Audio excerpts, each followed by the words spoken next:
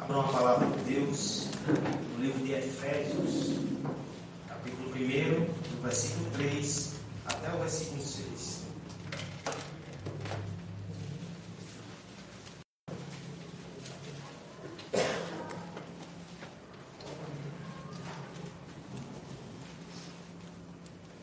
Depois do pequeno intervalo que tivemos semana passada, precisei ir na quarta igreja, lá na nossa mãe, mas Deus enviou o presbítero Cícero para trazer a palavra do Senhor. Hoje nós vamos retomar a nossa série no livro de Efésios. Logo depois de uma saudação, que nós vimos há 15 dias atrás, o apóstolo Paulo, sem muita cerimônia, de pronto, ele vai tocar num assunto bem sensível e num assunto sério. Nós precisamos nessa noite falar sobre eleição. Calma, não é eleição. Eu sei que você não aguenta mais. É eleição. Não é a minha escolha soberana na urna. É a escolha soberana de Deus na eternidade. Talvez não tenha ficado mais fácil o assunto. Seja como for, é sobre eleição que iremos falar hoje. Luan, você já tem seu papelzinho aí? Certo. Primeiro, vamos lá. Efésios, capítulo 1, do verso 3 ao verso 6. Acompanhe a leitura com atenção. Bendito o Deus e Pai de nosso Senhor Jesus Cristo, que nos tem abençoado com toda sorte de bênção espiritual nas regiões celestiais em Cristo. Assim como nos escolheu nele, antes da fundação do mundo, para sermos santos e irrepreensíveis perante ele, e em amor nos predestinou para ele, para a adoção de filhos, por meio de Jesus Cristo, segundo o beneplácito da sua vontade, para louvor da glória de sua graça, que ele nos concedeu gratuitamente no amado. Vamos curvar nossas cabeças e vamos orar ao Senhor, pedindo para que ele nos ajude a entender um pouco mais desse mistério tão desafiador, mas tão glorioso. Pai amado, temos diante de nós aqui o texto da tua palavra, com uma glória peculiar, mas também com um desafio para os nossos corações. É sim uma doutrina, Pai, que não é fácil de compreender, mas ao mesmo tempo ela está na tua palavra e ela tem um propósito. Esse propósito é render graças e entronizar o teu nome entre nós.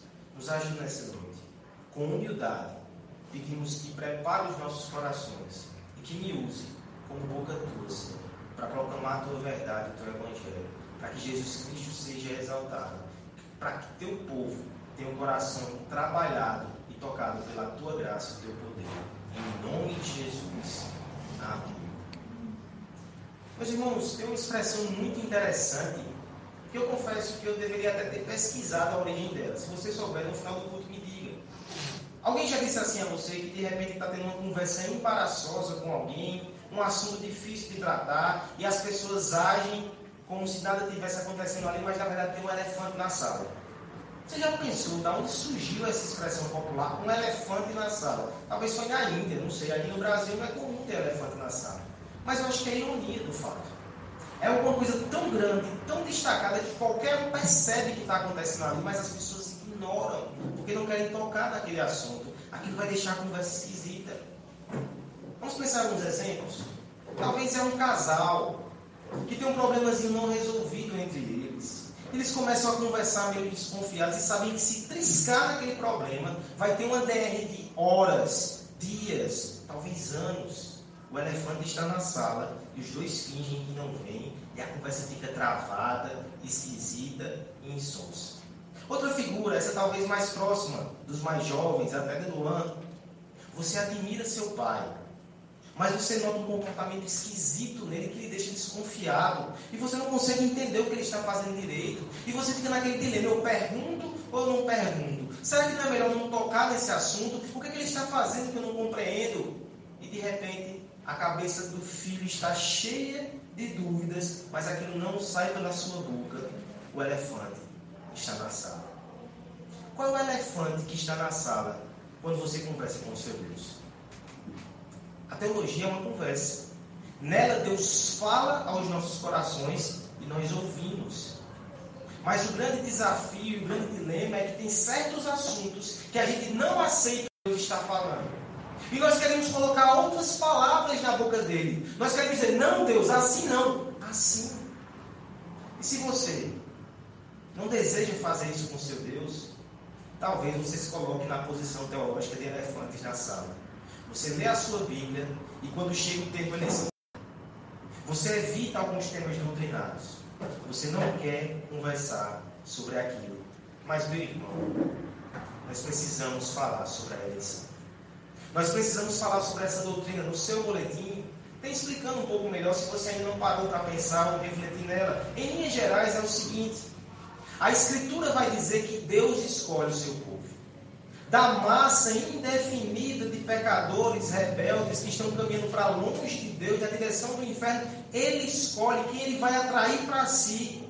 E com laços de amor, arrebata esses pecadores para perto de si, transforma-os em seus filhos. Mas é Ele que escolhe. Como lidar com uma doutrina como essa? Talvez isso cause problemas no seu coração, ou talvez você fuja e nem queira tocar no assunto. Mas veja que Paulo não trata assim. Isso já deveria nos ensinar alguma coisa. É sinal de que quanto mais crescemos na estrada da fé, mais nós conseguimos tratar assuntos como esse. Paulo faz isso.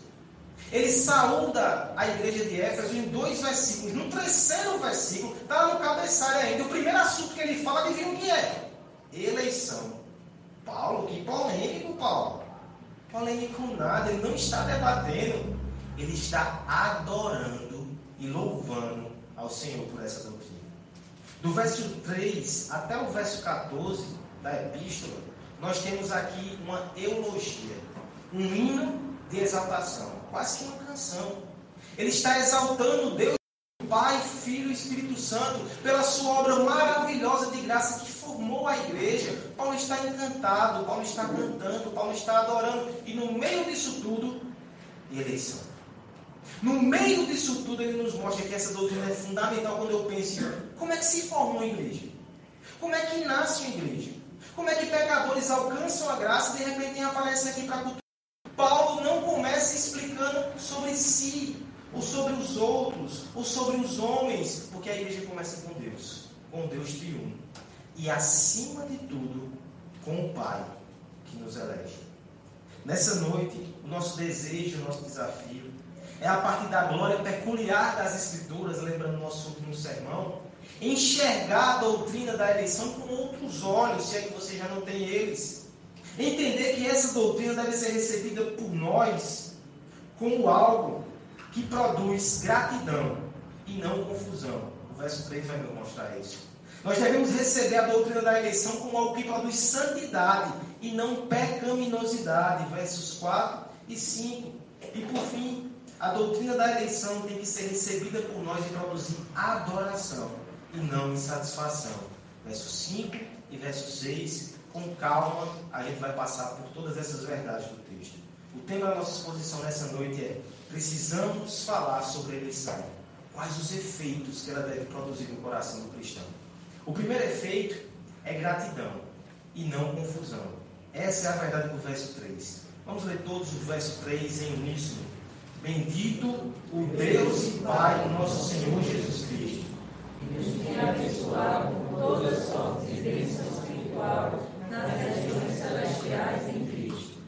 Você consegue perceber a nota de gratidão do coração do apóstolo aqui? Aqui eu me lembro de um filósofo que diz que o ser religioso é o ser grato por essência. O homem religioso, ele precisa agradecer. Ele tem essa necessidade, você consegue observar isso aqui no nosso culto. Isso é tão interessante, porque creio eu que todo homem é religioso, mesmo que seja um ateu, que aqueles que negam o Senhor, eles sentem um buraco, um vazio, porque não tem quem agradecer. Essa semana lá no seminário, um professor nosso contou a história de um amigo dele que faz doutorado com ele em ciências da religião, mas é ateu. Existe esse tipo de pessoa. Que ele sofreu um acidente numa PR lá em Recife, passou 4 meses sumido, depois voltou. E quando voltou para a turma de doutorado para dar o seu testemunho, uma das coisas que ele deixou escapar foi o seguinte: na hora que eu caí da moto, que o carro quase passa por cima de mim, mas eu sobrevivi, deu uma vontade de dizer: obrigado, Deus, mas não tem a quem agradecer.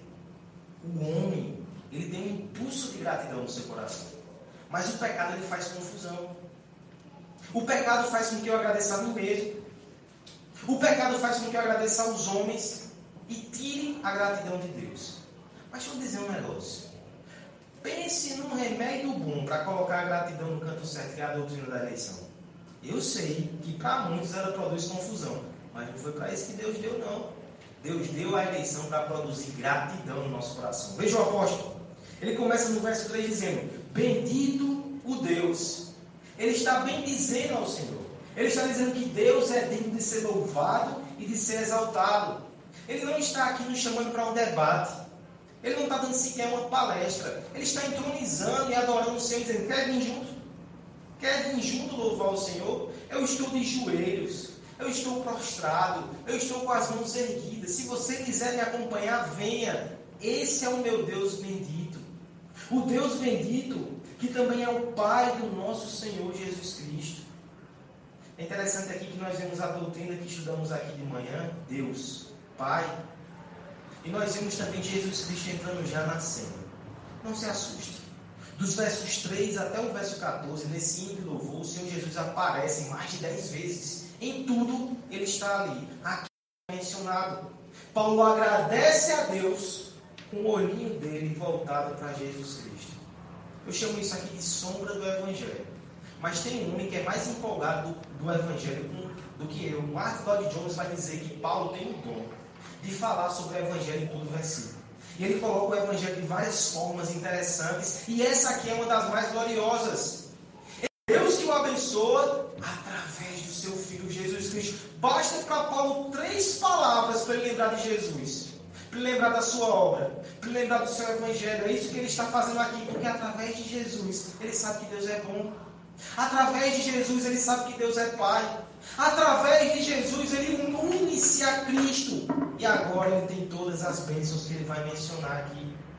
Bendito Deus e Pai do nosso Senhor Jesus Cristo, que nos tem abençoado com toda sorte de bênção espiritual na região celestial em Cristo. Quase que não tem vírgula. Quase que não tem vírgula. Inclusive, no original, essa sentença toda, do verso 3 ao verso 14, é um empareado, que as pessoas dizem, parece que ele está cantando um repente. Ele sai sufocadamente falando. Olha como essa expressão é intensa. Você consegue perceber a intensidade disso? Deus nos tem abençoado com toda sorte. Toda sorte, lembra assim, quando a gente tem um fiteirozinho diante de nós, cheio de balinhas, e você pega uma balinha e a pessoa derrama assim diante de você. São toda sorte aqui, toda diversidade, toda sorte de bênçãos. Diga aí se isso não é bom. É como se Deus não retesse as bênçãos. Ele vai dando toda sorte de bênçãos. Mas não é qualquer tipo de bênção, não. O texto vai dizer, toda sorte de bênção espiritual. Olha que fantástico. Porque bênção material, Deus, na sua bondade, Ele dá até homens que não creem nele. Até homens perversos têm bênçãos materiais que vêm da parte de Deus. Mas bênção espiritual, não. Está sendo dito aqui que Deus em Cristo nos deu toda sorte de bênçãos espirituais nas regiões celestiais em Cristo. São bênçãos eternas, são bênçãos elevadas, são bênçãos inalcançáveis pelos nossos inimigos. É um estoque recheado de coisas boas para mim e para a sua alma. Tudo isso nos foi dado em Cristo. Eu quero chamar a sua atenção que o contexto dessa gratidão tão gigantesca é a doutrina da eleição. Porque no verso 4, ele vai dizer, nos escolheu nele. No verso 5, ele vai dizer, nos predestinou para ele. Tudo que Deus está falando aqui, através de Paulo, todas essas bênçãos que enchem o coração do apóstolo de gratidão, elas são dadas através da primeira bênção de todas. Você sabe qual foi a primeira bênção que Deus te deu? Não foi tua família. A primeira bênção que Deus te deu não foi sua saúde.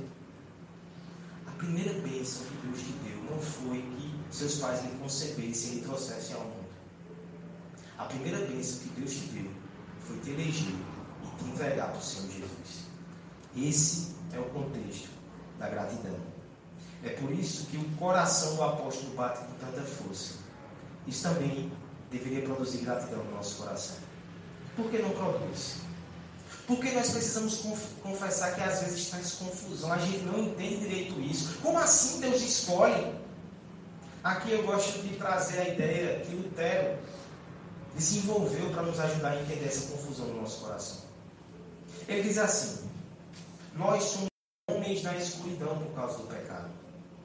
No meio daquele breu, daquele escuro, tem uma primeira luz que aparece dentro de nós, que é chamada da luz da natureza. Talvez, por ilustração, você possa pensar a luz da lua. Se você está num breu gigante dentro de casa, você não enxerga nada. Mas se você sai do lado de fora, tem a luz da lua que dá uma iluminadazinha, você vê voar. Essa é a luz da natureza que Deus dá a todos os homens. Os homens cegos espiritualmente, eles conseguem tatear e enxergar algumas coisas. Mas aí Lutero vai dizer, tem uma segunda luz que é mais forte. É a luz da graça. É quando a gente conhece o Senhor Jesus Cristo. É quando a gente crê na palavra de Deus. E agora uma nova luz foi ligada dentro de casa. É uma lâmpada dessa, tá? Certo que às vezes ela fica dentro do gesso e faz sombra. A gente não consegue ver tudo perfeitamente. Às vezes é só uma velhinha, porque a gente está aprendendo ainda. Aí você aprende um pouco mais, vira uma lamparina. Ilumina algumas coisas. Mas você não consegue ver tudo com perfeição ainda. Tem coisas que estão distantes, que a gente não consegue entender. Aí Lutero vai dizer, vai ter um dia que vai ter a terceira luz, a luz da glória. É quando o próprio sol da justiça vai ser revelado diante de nós com tanto poder que tudo vai ficar tão claro. Tudo vai se encaixar. Todos os mistérios da sua vida, todas as perguntas sem resposta serão claras em segundos. É a luz da glória. Agora aplique isso na eleição. A luz da natureza rejeita, abomina e odeia esse ensino. O homem sem Deus, ele não admite a possibilidade que Deus escolha alguém. Não, Deus tem que tratar todos igual. Na luz da graça, pela palavra, onde estamos hoje, a gente já começa a ver algumas coisas. Por exemplo, eu olho para mim mesmo e digo, eu sou tão pecador, como é que eu vou exigir alguma coisa de Deus? A luz da graça vai dizer, Deus é tão infinitamente superior, como é que eu posso julgar a mente dele? Se ele escolheu, e se eu fui escolhido, eu só posso agradecer. E é aqui que nós estamos. Um dia vai chegar a luz da glória. E quando a luz da glória chegar, você vai entender tudo. Até lá, caminhe por fé. Até lá, afaste a confusão. E no lugar da confusão, coloque gratidão no seu coração.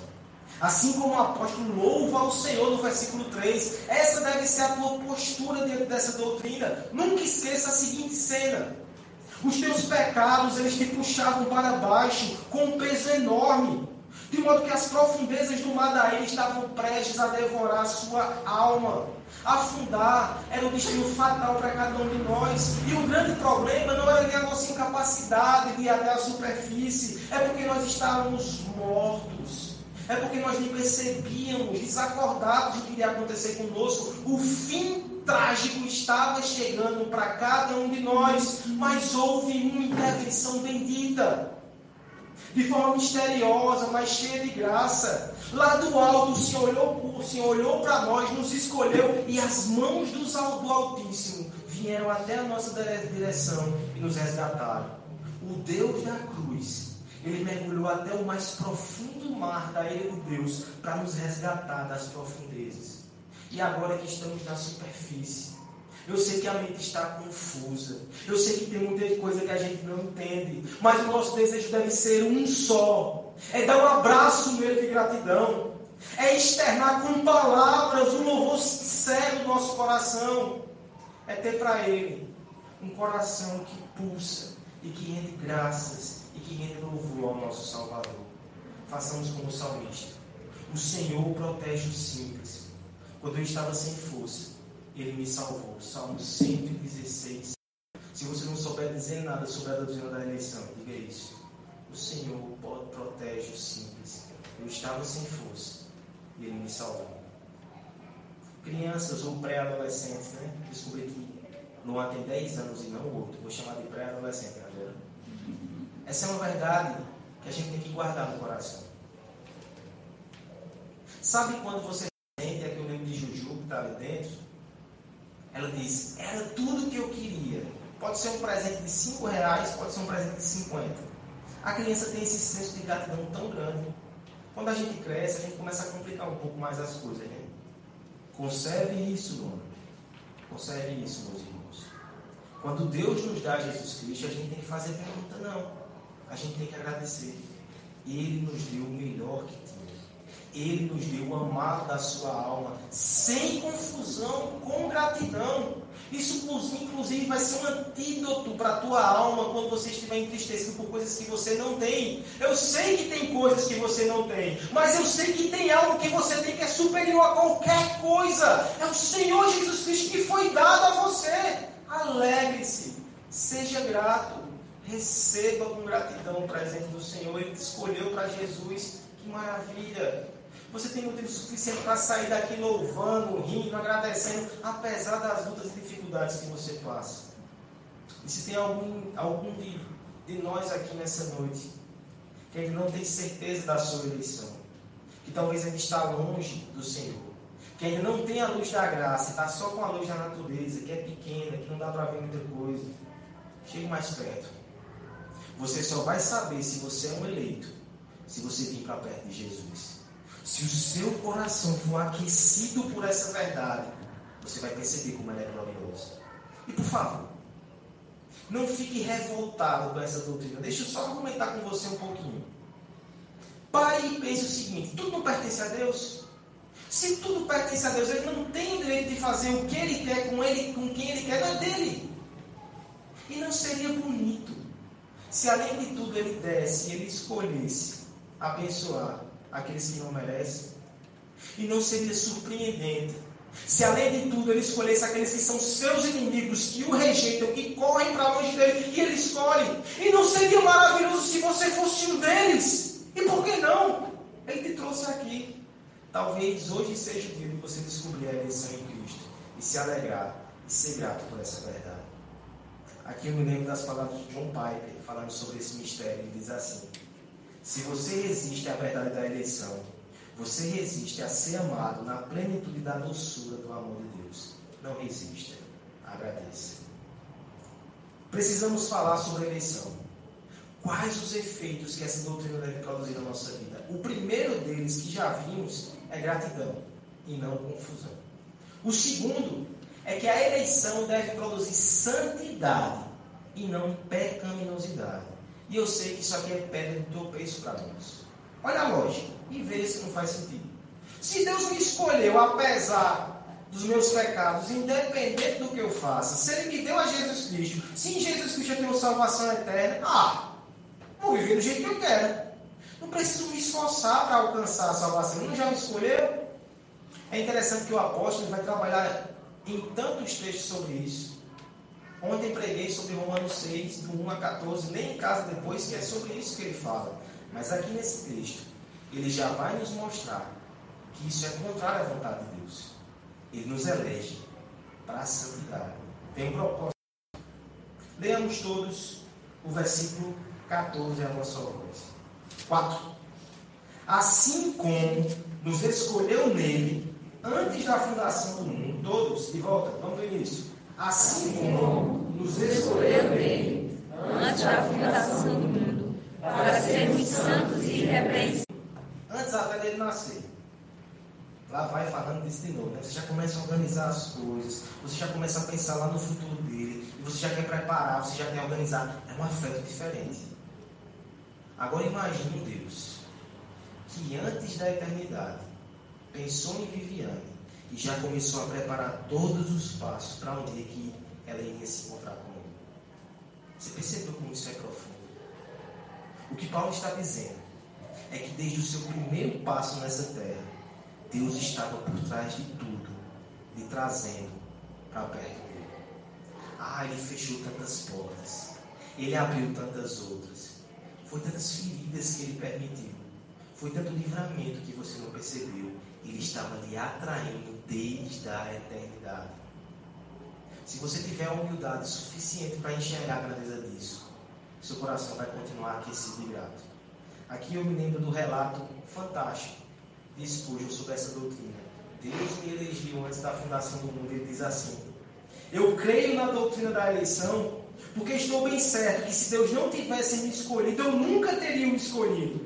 E tenho certeza que Ele me escolheu antes de eu nascer. Caso contrário, Ele nunca teria me escolhido depois. Ele deve ter me eleito por razões desconhecidas por mim, porque eu nunca pude encontrar nada, qualquer razão em mim mesmo pela qual ele devesse me olhar com um amor tão especial.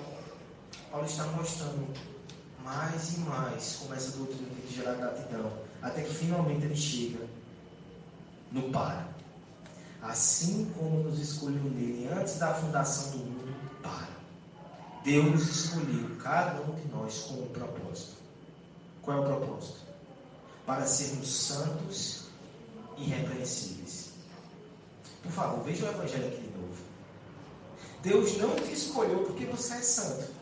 Deus não te escolheu porque você é irrepreensível. Mas Ele te escolheu para ser assim. Não são as suas obras que vão impressionar Deus. Ele vai dizer, eu vou salvar esse camarada. Não. Ele pega você no seu pecado e diz, agora eu vou fazer dele alguém impressionante através de Jesus Cristo. Você não foi salvo pela sua bondade, você foi salvo para ser bom. Você não foi salvo pela sua santidade, você foi salvo para ser santo. Você não foi salvo porque você é especial, você foi salvo para ser transformado em alguém especial, à imagem do próprio Filho de Deus. Romanos 8:29. Pois aqueles que de antemão conheceu também os predestinou para serem conforme a imagem do seu Filho Jesus Cristo. Assim como nos escolheu nele, antes da fundação do mundo, para sermos santos e irrepreensíveis perante ele. Essa é a ideia. O Deus que te escolheu, Ele quer que você seja apresentado a Ele, santo. Santos e irrepreensíveis são duas palavras que dentro da Bíblia, especialmente no Antigo Testamento, dizem respeito ao sacrifício perfeito que os ofertantes levavam ao altar de Deus. A ideia agora, como o apóstolo vai dizer em outras passagens, é que você que foi eleito e salvo, você está preparando o seu coração e a sua mente e as suas mãos para ser um sacrifício perfeito, entregue a Deus. Essa é a razão da santidade. É por isso que a gente batalha para viver uma vida diferente. Eu sei que é forte, mas o apóstolo vai amarrar ainda mais no versículo 5, quando ele diz assim: nos predestinou para Ele, para a adoção de filhos, por meio de Jesus Cristo. Além de tudo isso, em amor, Ele nos escolheu para ser seus filhos. Pense na adoção, como é fantástico. Pais biológicos e naturais, às vezes têm os seus filhos sem querer. Aconteceu. Às vezes têm os seus filhos quando não se acham prontos. Às vezes têm filhos e os rejeitam, os entregam para outros. Mas pai adotivo não. Pai adotivo é uma decisão de amor, intencional e sacrificial. E é isso que Deus faz. Ele nos escolhe, Ele nos ama, Ele nos acolhe. É por isso que você tem que ser santo. Perceba os laços de amor. Ele diz, esse aqui é meu. Eu vou colocar sobre ele o amor. Eu vou ter cuidado com a vida dele, eu vou atrair ele para mim. Perceba os vínculos familiares. Agora ele é meu filho. Isso é uma glória incomparável. Isso é uma glória eterna. Como é que um filho deve responder a um pai tão maravilhoso? Com honra, com temor, com amor.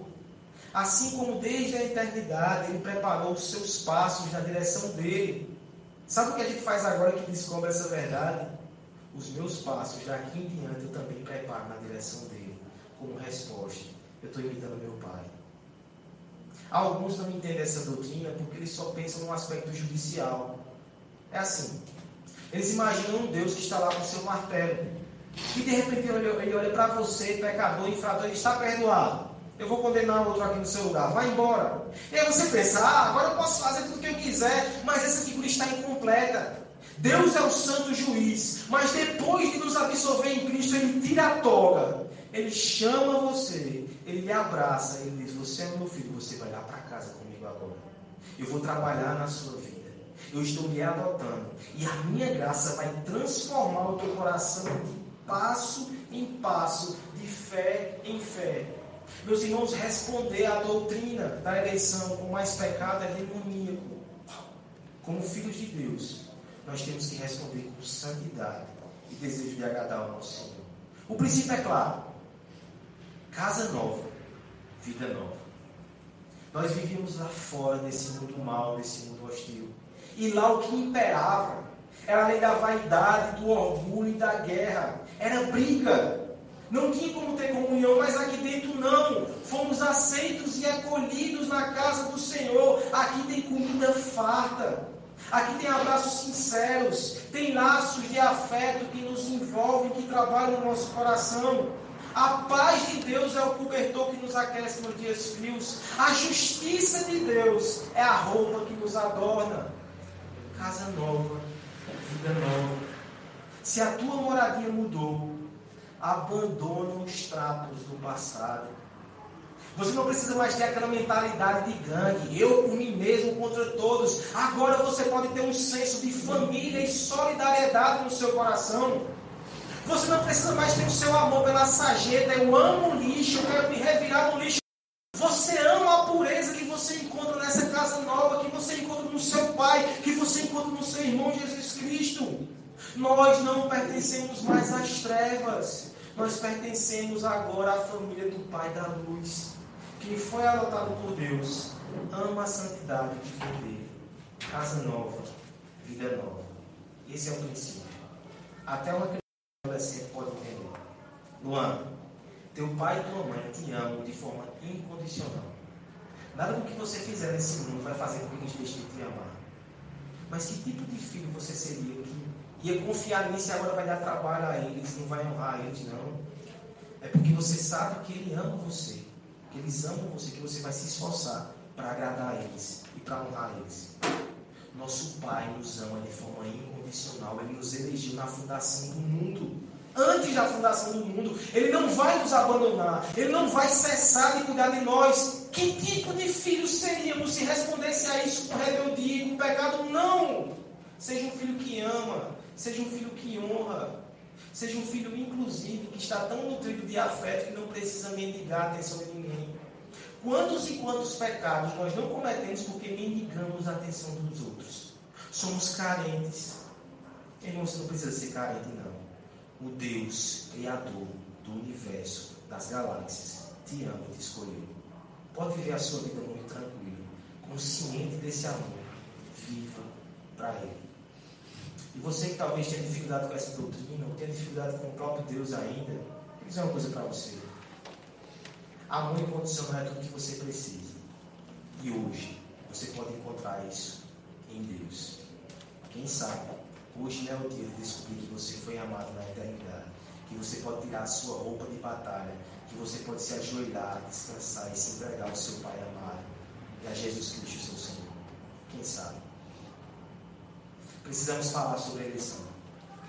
Como devemos responder a essa doutrina? Em primeiro lugar, nós devemos responder a essa doutrina com gratidão e não com confusão. Em segundo lugar, nós devemos responder à eleição com santidade e não com pecaminosidade. Mas, por fim, a última lição do texto é que nós devemos responder a essa doutrina com adoração e não com insatisfação. Já pensou nisso? O Deus que moveu os céus e terra para te fazer parte da família dele. E parece que alguns de nós, quando descobrem isso, ficamos insatisfeitos. Porque, de algum modo, nós preferimos ouvir que fomos nós que fizemos. Que fomos nós que tivemos a atitude. Talvez alguns de nós, e aí eu compreendo, pensem, e os outros? Essa é uma pergunta séria de se fazer. Mas o apóstolo e a Escritura nos ensina a olhar para o outro ângulo. Não olhe aqui entre os homens para cima. Tente olhar da visão de Deus, aquele que fez todas as coisas para a sua glória. E tente enxergar lá do alto como essa doutrina é magnífica. Isso vai levar você a adorar. É assim que o apóstolo termina o seu texto. Versículo 5, mais uma vez. Vamos ler todos juntos. Nos predestinou para Ele, para a adoção de filhos, por meio de Jesus Cristo, segundo o beneplácito da sua vontade. Ele nos predestinou em Jesus Cristo. É interessante que Paulo saca mais uma vez a figura de Jesus.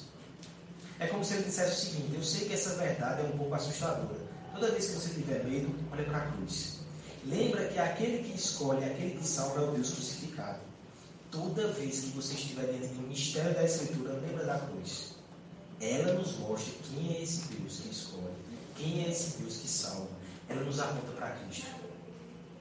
Eu sei que nós estamos entrando aqui num véu, e nesse véu do outro lado está a eternidade. Que coisa assustadora! Eu sei que a gente chega na eternidade, a gente vê o Pai, o Filho e o Espírito Santo escolhendo para si, mas não é só isso. Perceba que nessa conversa, nessa decisão, há uma das pessoas da Trindade que diz: eu vou morrer no lugar deles. E não só isso. Há um pai que diz que essa é a minha boa vontade, enviar o meu filho para morrer por esses pecadores. O final do versículo 5 vai dizer: segundo o beneplácito da sua vontade. Pai, você chamaria de beneplácito, de vontade boa, entregar o seu filho para morrer por alguém? Deus fez isso. Ele não entregou Jesus Cristo como esquiaria. Ele não entregou dizendo é o jeito. Ele entregou porque foi uma decisão boa da parte dele, salvar pecadores. Ele escolhe um povo, mas esse povo, com os seus pecados, eles serão colocados nas costas do seu filho. É por isso que Pedro, é por isso que João, eles vão dizer que o Filho de Deus, o Cordeiro de Deus, ele foi moído na eternidade. O sofrimento da divindade, ele não aconteceu somente há 2000 anos atrás. Antes que houvesse mundo, o Pai e o Filho sabiam que iriam se separar. O Filho eterno de Deus, Jesus Cristo, no momento que elegeu para si pecadores, ele sabia que precisaria derramar o seu sangue por eles. Por favor, não esqueça disso. Quando você vê uma doutrina dessa, não esqueça disso. Há sangue aqui. Esse sangue não é seu, não. Esse sangue é do Cordeiro de Deus, Jesus Cristo. Antes de qualquer coisa, lembre disso. Nos predestinou para Ele, para a adoção de filhos por meio de Jesus Cristo, segundo o beneplácito da sua vontade. Para quê? Para o louvor da glória da sua graça. Deus nunca é tão louvado como quando o pecador diz: eu não tenho nada, eu não sou nada, eu não sou digno de nada, não fui eu que busquei a Deus, não fui eu que me aproximei dele, fui Ele que me escolheu, foi Ele que me salvou, foi Cristo que morreu por mim. Toda honra e toda glória seja dada a Deus e a sua graça. E esse é o estágio máximo da adoração. Eu te pergunto, em que nível está a tua adoração? Talvez você esteja oferecendo um pouco demais a Deus. Deus é bom, mas eu fiz a minha parte. Glória a Deus e glória a mim. Ele merece mais do que isso. Deus abençoa, mas quem faz por mim? Deus salva, mas só porque eu escolhi. Deus tira do inferno, mas só porque eu gritei: ei, me salva. Não foi assim.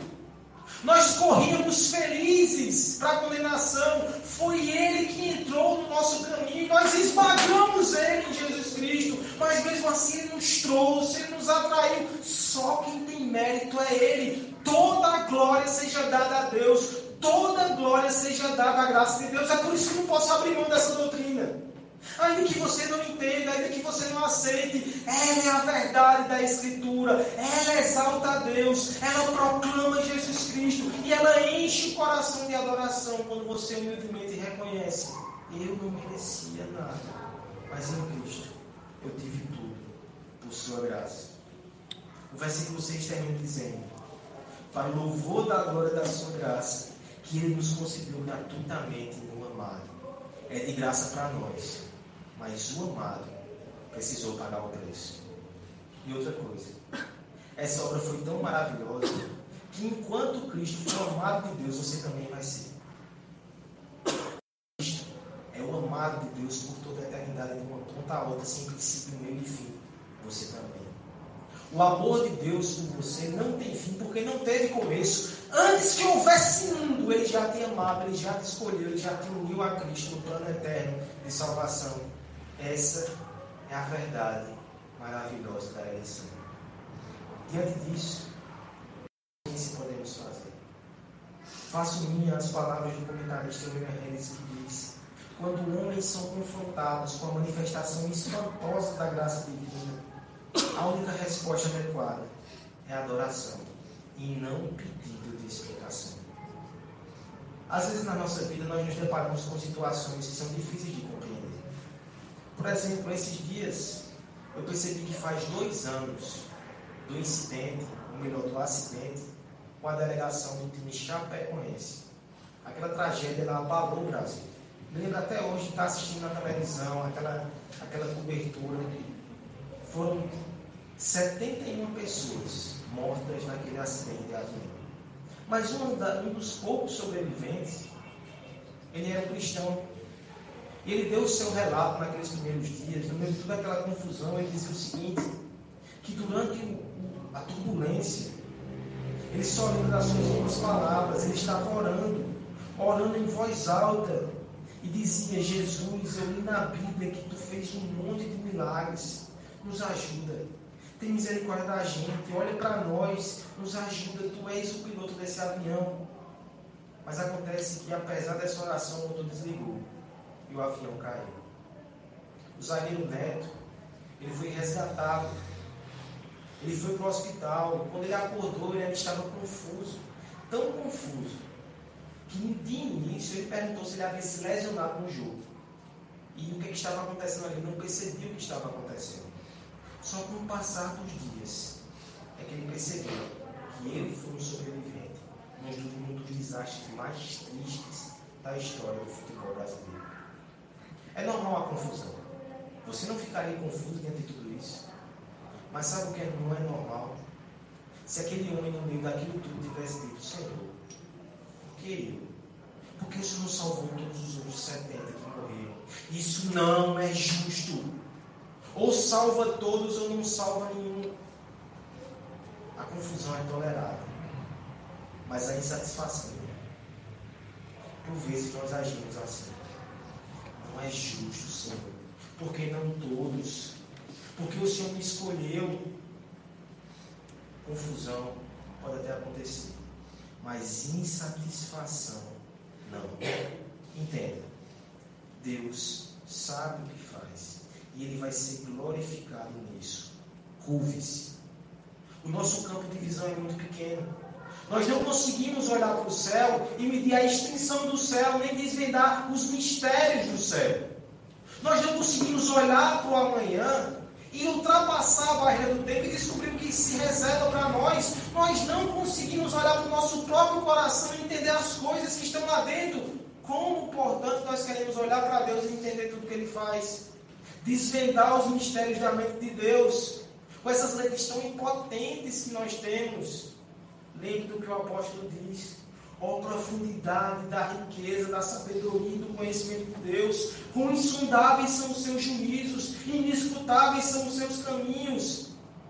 Na vida cristã você não é chamado a entender tudo que Deus faz. Ele não te chama a ver, Ele te chama a crer. Andar por fé. Esse é o desafio de adoração. Você tem que andar, mesmo que não veja. Você tem que crer, mesmo sem entender. Você tem que adorar, mesmo sem dominar o assunto. Ainda que a fé seja um caminho de medo, porque você não controla, mas quem controla é Deus. E Ele é confiável. Creia nele e siga. Nós, quando somos crianças ou pré-adolescentes, nós temos tantas perguntas aos nossos pais. Mas você já passou pelaquela situação que o seu pai não teve como lhe explicar porque você não conseguiu entender? Naquele momento, o que é que você fez? Você desconfiou da bondade dele? Você saiu praguejando e fugiu de casa? Ou seja, eu confio no meu pai que me ama, que cuida de mim, que me sustenta. Na hora certa eu vou entender. Tenha a sabedoria de uma criança e faça isso. Tenha a humildade de uma criança, porque mesmo que eu não entenda, eu vou confiar no meu pai. Talvez a pergunta seja difícil. Eu sei que há perguntas difíceis. Por exemplo, e meus familiares, que ainda não estão aqui servindo ao Senhor? Será que eles são eleitos? Eu não posso dar uma resposta conclusiva sobre isso. Mas o que eu posso dizer é o seguinte: o Senhor prometeu que o seu povo vai ser incontável, assim como é a areia do mar e as estrelas do céu. E se você foi alcançado pela graça, e se você foi escolhido com todos os seus pecados, se o seu coração incrédulo ele foi quebrado e virou um coração de carne, por que não teu pai? Por que não tua esposa? Por que não os teus irmãos? A esperança. Continue crendo, continue orando, continue confiando no Senhor. Ele é especialista em salvar pecadores. O lado bom é que Ele tem graça. Confie nele. Você que nos visita nessa noite e que ainda não entregou a sua vida a Cristo, eu quero que você considere a hipótese de você ser um eleito. Quantos livramentos Deus já não te deu? Alguns que você não percebeu. Pare e se pergunte, por que eu estou aqui nessa noite? O que é que me fez de repente parar aqui nessa igreja e vir aqui ouvir essa pregação? E se não é Deus te trazendo para tocar no teu coração e de uma vez por todas se render a Ele? Ele te trouxe aqui. Essa pode ser a grande noite da sua vida. Eu creio nisso. Porque eu creio no Deus que salva pecadores. Por graça e por misericórdia. E a maior prova é que Ele te salvou sem merecer. Ele pode te salvar também. Essa é a misteriosa doutrina da eleição. Um pastor do passado me disse o seguinte: ao invés de encontrar problemas com Deus pelo seu trato completamente injusto com alguns pecadores que merecem o inferno, que tal adorá-lo por seu eterno e gracioso amor salvador, que alcançou outros que mereciam o mesmo inferno e a mesma condenação? Nós somos esses pecadores. Vamos adorar o Senhor, que nos salvou em Jesus Cristo, que nos elegeu. Diante dessa verdade, nós não responderemos todas as perguntas. Mas nessa parte final, eu quero tentar responder algumas que são importantes. A primeira delas, como eu sei se eu sou um eleito? E aqui eu estou falando para você que tem dúvidas muito concretas, porque você tem andado longe de Deus. Como saber se eu sou um eleito? Talvez você esteja fazendo a pergunta pela ótica errada. Um pregador do passado, George Whitefield, dizia o seguinte: eleição é faculdade. Arrependimento e fé em Cristo é a escola. Você tem que se arrepender. Você tem que crer. Como é que eu sei que você é o eleito? Se você abraça Jesus Cristo. Tessalonicenses 1:4-5 diz assim: sabemos, irmãos, amados de Deus, que Ele os escolheu, porque o nosso Evangelho não chegou a vocês com palavras, mas também em poder. Como você lida com o Evangelho? É só palavra ou é poder?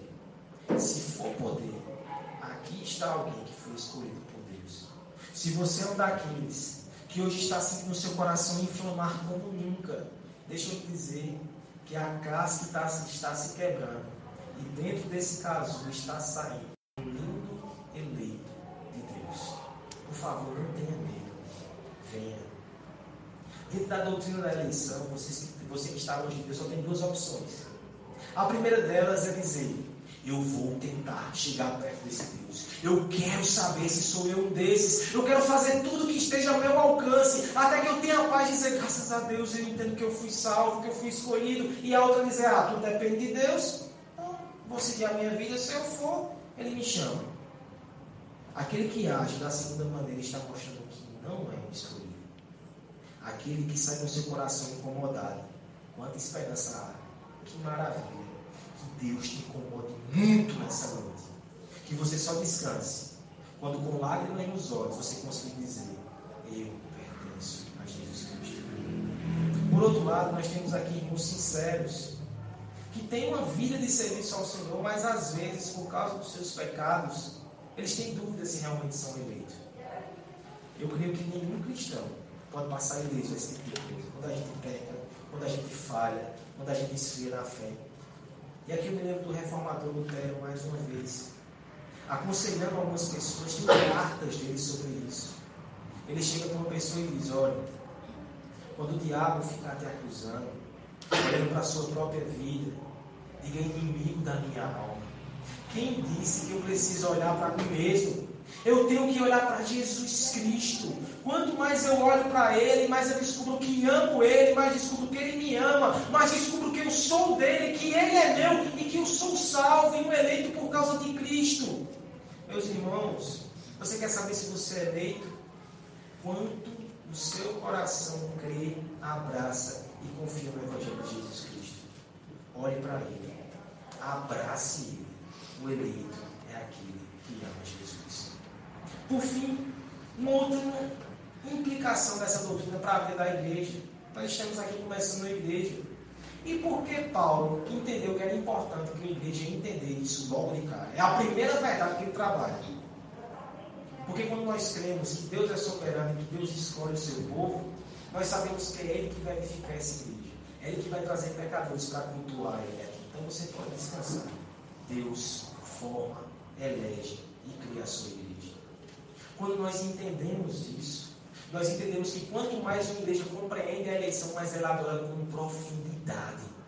Mais ela participa da liturgia com o coração quebrantado. Nós entendemos que há pecadores aqui nesse bairro que vão ser alcançados pela graça, porque Deus não trouxe essa igreja para aqui em vão. Tem pessoas que Ele escolheu na eternidade, e Ele escolheu o dia 2 e 3 de fevereiro para abrir esse trabalho, porque no momento certo Ele vai alcançar essas pessoas, pela graça de Deus, para a glória de Deus. Vamos participar disso. Vamos participar do plano eterno de Deus sendo realizado diante dos seus olhos. Que privilégio! Deus forma a sua igreja. É uma doutrina misteriosa, mas é uma doutrina linda. A gente não vai conseguir domá-la. Eu não estou dizendo que ela é fácil, mas por favor, não tenha medo dessa conversa. Sente, ouça e responda ao seu Deus. E se por acaso as pessoas lhe perguntarem, você é um eleito? Deixa eu usar as palavras de Calvino. Ele dizia assim: se alguém perguntar a mim por que razão eu fui incluído na salvação do Evangelho, por que razão eu recebo tantas bênçãos do céu, por que razão os portões celestiais estão abertos para um pecador como eu, ele vai dizer: eu não sei. A única coisa que eu posso fazer é te levar lá para a eternidade, te mostrar o Pai, o Filho e o Espírito Santo me escolhendo. Humildade. Depois de lá você pode ir para a cruz e dizer: está aqui onde eu fui comprado. Eu não sei por que Jesus me amou, mas eu sei que Ele me amou e Ele se entregou por mim. Essa é a doutrina da eleição. A gente não controla ela, a gente não domina ela, a gente é dominado por ela. Ela nos faz responder com gratidão, com santidade e com adoração. Adore ao Deus que te escolheu e que enviou Jesus Cristo para morrer por você. Adore ao Deus que te trouxe aqui para ouvir sobre a eleição dele. Nós fomos escolhidos. Vamos cantar isso?